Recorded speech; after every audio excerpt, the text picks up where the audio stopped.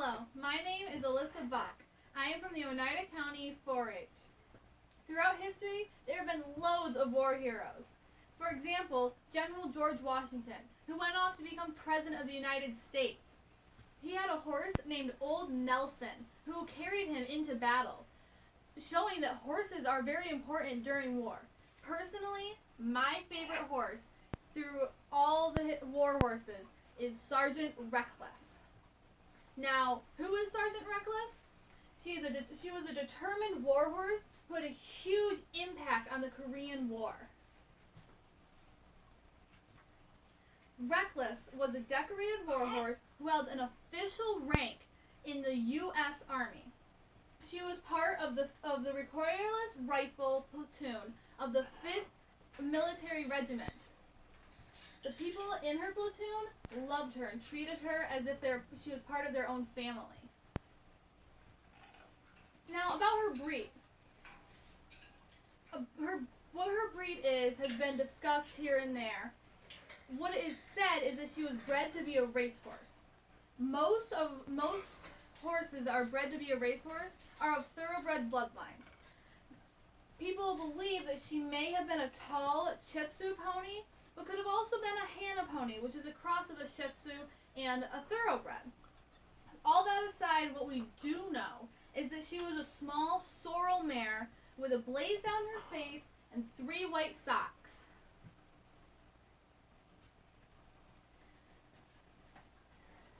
Reckless's dam was named Ah Kim Hai, which translates to Flame of the Morning. Sergeant Reckless was originally named Morning Flame, but they called her Flame for short. The owner of Flame and Ah Kim Hai was Kim Hook Moon.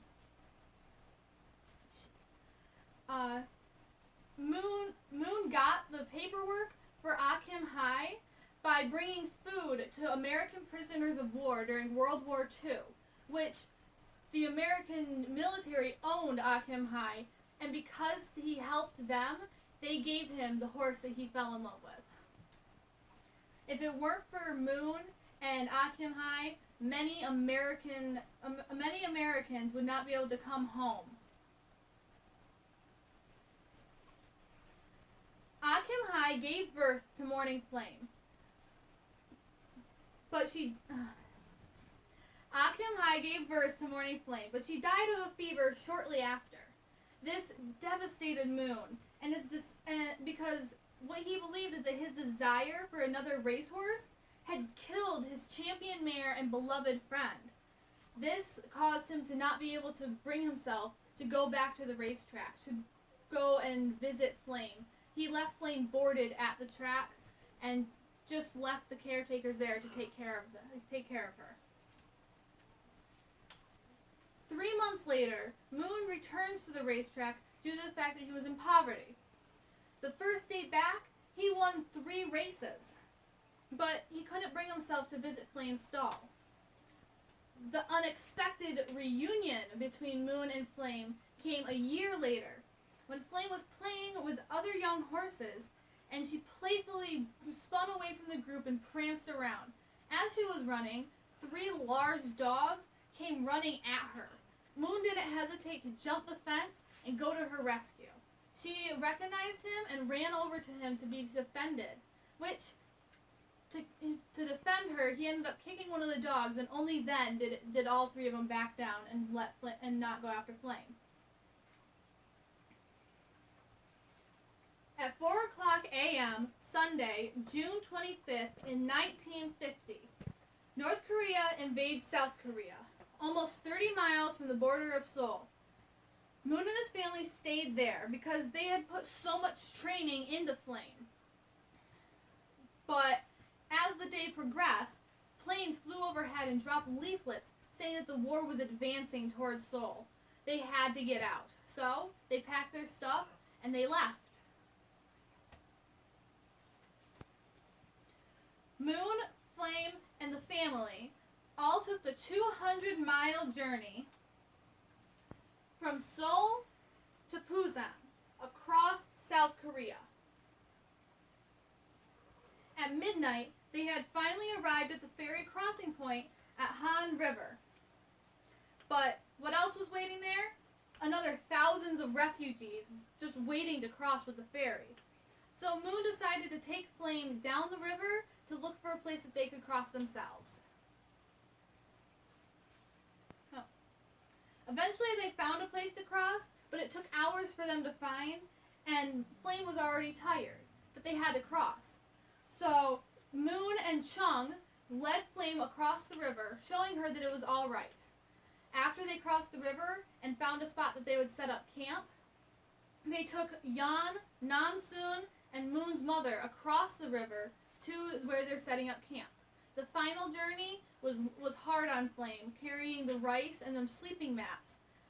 So by the time that she got to where the camp was and everybody was over there, she was exhausted, breathing heavily, and almost on the brink of collapse.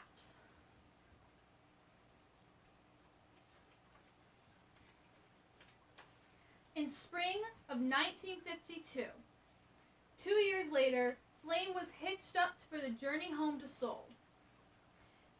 By the time that they got home, it was a ghost of what they had remembered. The homes there, the entire town, was mere shells of what it was when they left. Luckily, their home was still intact and standing well enough that they could return to it.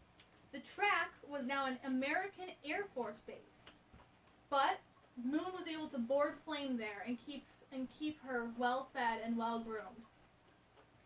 Moon got a job transporting rice with Flame, so she kept the use and was able to keep food on the table with Moon. In October of 1952, Moon was working with Flame on the track, which was the filly's favorite part of the day. Flame would usually prance around, showing off for whoever was watching. When Moon was putting Flame away, 4 soldiers came out of a jeep. These soldiers were going to change Flame's life.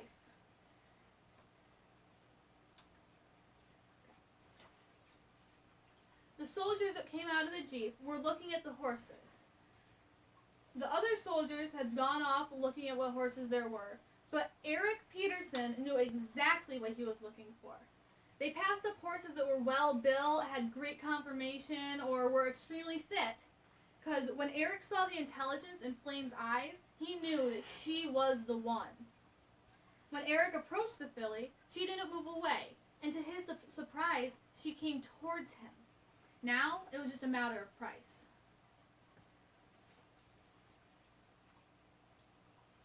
At first, Moon refused to sell Flame. The only reason that Moon decided to sell Flame is because the $250 that was offered to him was enough to buy his sister a prosthetic leg, which was much needed at the time for her. After being bought, Flame's name was shortly changed to Reckless. She was adopted into Platoon 5, being trained to carry heavy ammunition for the recoilless rifles. She was trained in basic battlefield survival skills, such as not getting tangled in barbed wire, to lay down when under fire, and to run for a bunker upon hearing incoming. The troops called it Hoof Camp. Reckless had established many relationships with the soldiers. She was eventually allowed to free graze and roam through camp whenever and wherever she wanted to. Although the troops had to be careful about what they left around, because she was notorious for eating almost anything. From scrambled eggs and bacon to chocolate and hard candy, shredded wheats, and upon occasions, she even has eaten her blanket and $30 worth of poker chips. She was also known to drink Coca-Cola and beer with the troops. She had become one of them. Reckless's greatest feat was during the battle for Outpost Vegas.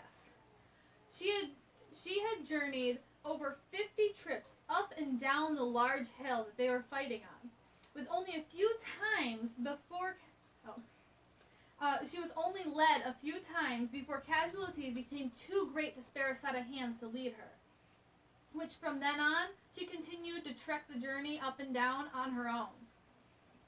Each trip, she carried 9 24-pound shells up the hill, which would would go to the recoilless rifles. She would also bring wounded soldiers down to safety. Part of the 1.5 mile trip was through landmines in rice fields. She was wounded twice during this entire battle, once above her eye and once on her left flank. She survived both and kept trekking on. After the battle, she was promoted to corporal and given 2 Purple Heart awards. When returning to America, her platoon refused to leave her behind. She was going to retire to San Francisco. The United States Department of Agriculture demanded that she went through a vet check before setting hoof in America. But if she had any of the diseases that they were worried about, she would have to be euthanized on the spot. It was a huge risk, but luckily she didn't have any of the diseases and passed the vet check. November 10th, 1954, Sergeant Reckless set foot on San Francisco, USA soil. Unfortunately, all good things must come to an end. Reckless developed arthritis in her back and injured herself by tripping and falling into barbed wire. She died under sedation while her age was being estimated to be 19 to 20 years of age. For me, Reckless is a huge inspiration for how amazing horses truly can be. I went to Kentucky last year, and while in the Kentucky Horse Park, I saw the memorial statue for Sergeant Reckless. Not knowing who she was, but after hearing her story, I fell in love. I believe everybody should know who Sergeant Reckless is. Thank you. Thank you for watching. And here are my references. Sergeant Reckless by Robin Hutton. The Kentucky Horse Park information. YouTube, which provided me with my most basic knowledge of when I found out about her. More YouTube. These 2 videos contain the most information I could get out of them. And America's Best Tracing.net, a story about Sergeant Reckless during the Korean War.